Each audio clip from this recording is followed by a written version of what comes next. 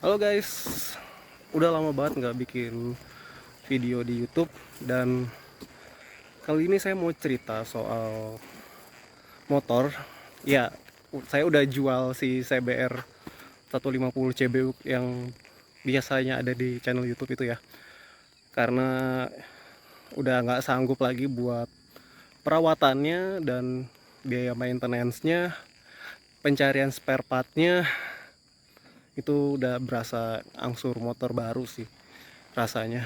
Jadi sekarang saya pindah ke ini, dia Yamaha R15M. Jadi kenapa pindah ke Yamaha? Karena waktu itu sempat konsultasi ke temen juga, pengen cari motor yang 150 cc, kalau bisa biaya maintenance-nya nggak terlalu mahal dan pencarian spare part-nya gampang. Dan ya udah jadinya ke si M. Bedanya apa sih R15M sama yang R15 biasa? Sebenarnya secara fitur ya sama aja, cuman emang ada beberapa tambahannya, kayak dia dual channel ABS, terus upside downnya dia pakai KYB nih, dan kalipernya pakai by Brembo, tapi ini Brembo entry level ya. Dan udah pasti ada quick shifter. Tapi kalau misalnya buat pembahasan fitur dan review, kayak udah banyak yang bahas soal si R15M ini. Saya mau cerita aja soal pemakaian. Udah mau jalan 8 bulan. Jadi gimana experience-nya setelah kurang lebih 8 bulan ya pakai si R15M ini. So far enak dipakainya. Dia yang bikin pertama kali jatuh cinta tuh warnanya, modelnya ya. Karena desain sebenarnya relatif ya, setiap orang beda-beda. Katanya sih desainnya perindavan banget gitu, India banget, masih bagusan yang R15 V3. Tapi menurut saya sih ya fine aja. Terus kalau misalnya 150 cc itu kan kopong ya. Bisa dilihat kalau misalnya dulu di CBR tuh di bagian sininya tuh kelihatan banget bagian mesinnya kopong. Nah kalau di V3, kalau misalnya kita lihat dari atas itu berasa banget kopongnya. Kalau di sini sama Yamaha, bagian mesin bener-bener kayak ditutup banget gitu ya, ditutup. Terus kalau kita lihat dari atas begini itu nggak terlalu kopong. Kalau misalnya pakai V3 itu kopong banget di sini kan, kelihatan bagian dalamnya, kelihatan ini agak, nah kalau dari sini kelihatan tuh kan. Tapi kalau misalnya lihat dari atas begini nggak terlalu kelihatan.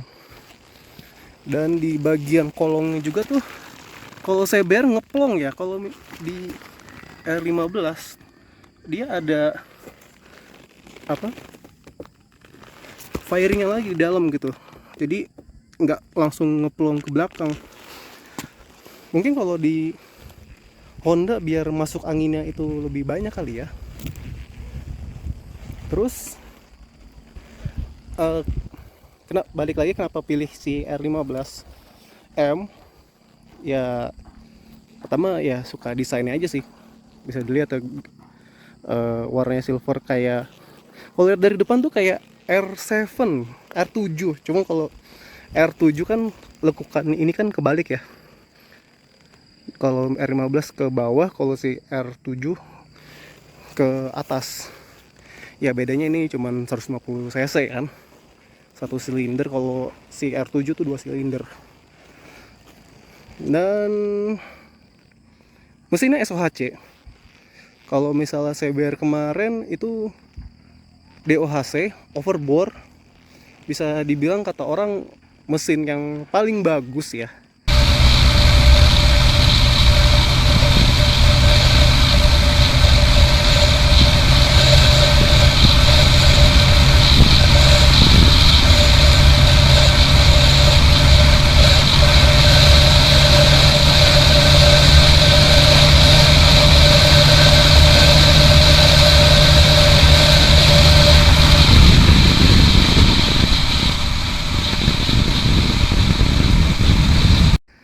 Dan ini mesinnya cuma SOHC gitu, katanya SOHC ya kurang gitu katanya sih.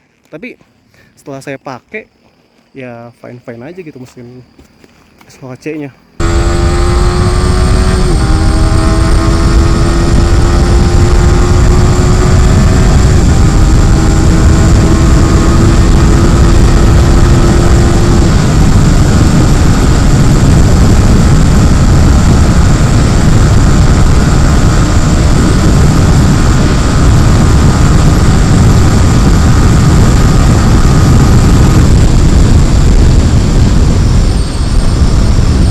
Terus kalau dari fitur, saya suka banget di bagian depannya itu buat panel instrumennya tuh gede, luas, dan saya lihat di sini buat itu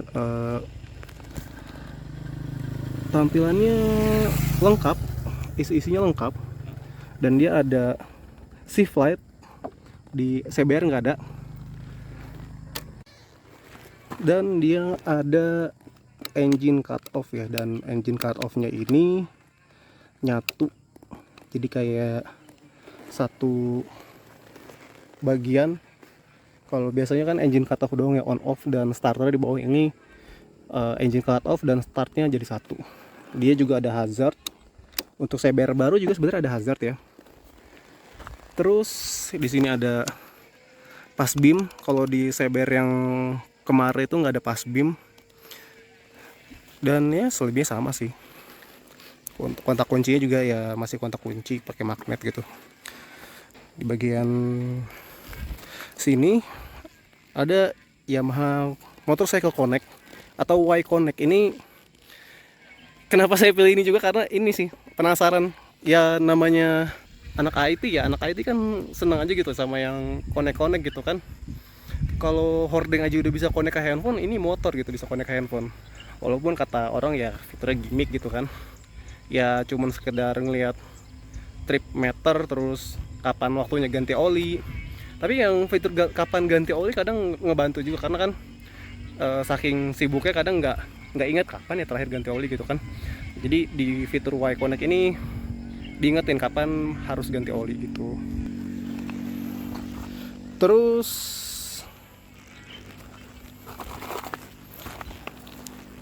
di bagian depan sini dia lampunya single tapi pakai LED projector ya. Tadinya suka banget kayak tampilan depannya R15 versi 3 karena dia pakai dua lampu. Cuman walaupun single ini cukup terang loh sebenarnya. Sering saya pakai buat jalan malam dan itu masih cukup kelihatan di bagian sorotan lampunya. Terus apalagi ya? Kalau dari kekurangan paling si Connect ya. Kenapa sih Y Connect ini jadi kekurangan padahal dia juga jadi kelebihan? Karena dia bikin boros aki.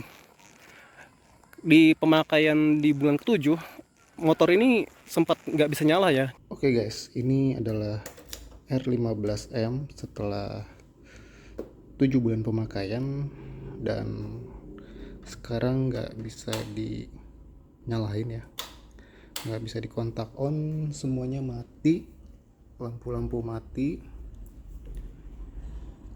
LCD juga mati.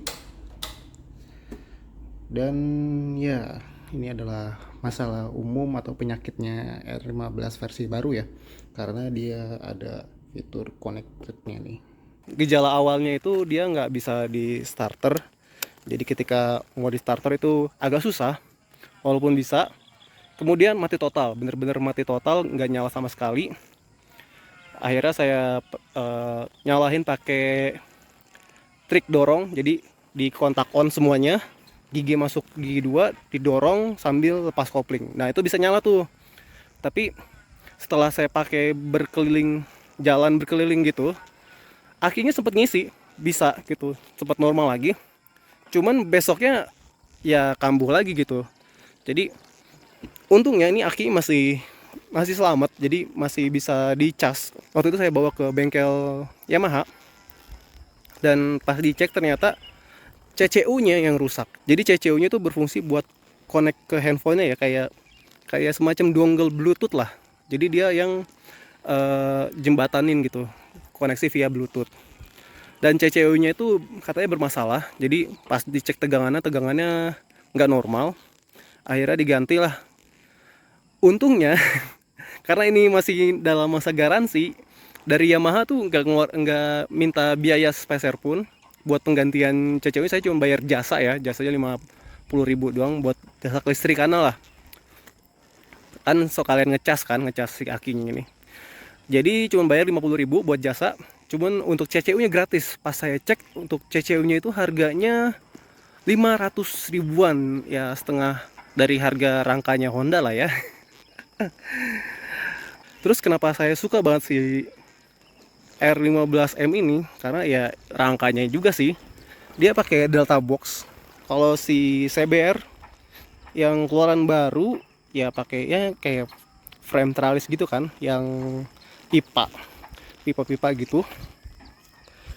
Jadi agak trauma sih, karena sebelum viral rangka ESAF yang patah, kan sebelumnya juga pernah tuh rangka CB yang tralis itu patah-patah. Jadinya agak agak was-was juga sih. Makanya kenapa saya waktu itu masih pertahanin pakai CBR yang lama, karena frame twin spar-nya itu. Terus kita lihat di bagian sini ya udah bada baret ya, pemakaian hampir setahun lah, udah 7 bulan mau jalan 8 bulan lah. Terus ya selebihnya oke lah, nggak apa ya, nggak gimana ya. Dari biaya perawatan oke, gak terlalu mahal ya. Terakhir servis itu paling mahal saya bayar 110.000 itu buat biaya ganti oli. Olinya dulu ya Malup ya, atau apa ya Malup apa gitu. Itu harganya sekitaran 100 berapa gitu. Ya itu doang sih selebihnya. Mungkin karena ini masih garansi, jadi masih servis gratis, dan servis bekalnya nggak kayak waktu pakai Honda setiap bulan ada aja servisnya. Dan yang paling ngeri tuh ketika Mas bisa kesini dulu. Ada aja pokoknya ini servis, pokoknya sekali servis bisa 500.000 aja, bisa 500 sampai 1 juta tergantung kerusakannya sih. Ya walaupun masih bisa maksudnya nggak krusial banget gitu, masih bisa dipakai motor, nggak, walaupun nggak perlu diganti. Dan kemarin servis di Yamaha katanya masih oke semuanya, nggak terlalu gimana, paling cuman ganti oli aja sih yang rutin. Jadi ya udah sih, rasanya puas lah pakai si R15M ini, walaupun dari segi harga 44 juta itu sering di mending-mendingin sama motor 250 cc second. Tapi kalau misalnya 250 second ya sebenarnya kalau dari tenaga sih kayak 250 cc itu kan lebih prestis gitu. Cuman balik lagi, karena tadi pengennya yang biaya maintenance-nya nggak terlalu mahal, tampilan oke, terus bensinnya nih, bensin juga lumayan irit. Biasanya per liter bisa sekitar 40-an, 46 sampai 50 tergantung gaya bawanya sih. Kalau lagi santai, VVA-nya jarang nyala, itu bisa irit. Selebihnya ya fitur-fiturnya sih. ABS, dual channel, upside down, terus TCS-nya itu mungkin kata orang gimmick ya. TCS gimmick 150 cc pakai TCS buat apaan gitu kan. Dan selama saya pakai tuh TCS itu sering aktif kalau misalnya lewat polisi tidur.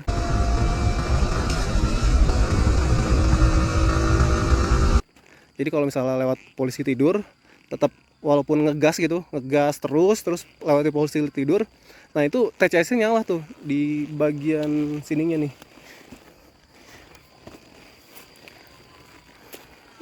Jadi guna gak guna ya, tapi nice to have lah. Selebihnya oke lah. Jadi buat harga 44 juta ya udahlah, nggak nggak apa-apa lah. Yang penting yang tadi tuh poin-poinnya, maintenance-nya murah, bensinnya irit, terus selebihnya fitur-fiturnya oke lah. Jadi ya itu sih kesan saya pakai si R15M. Mungkin yang pakai R15M juga punya cerita sendiri, bisa komen di kolom komentar ya. Ya udah, sekian aja buat video kali ini, sampai ketemu di video lainnya ya. Dah. Sekarang masih di daerah Puncak 2.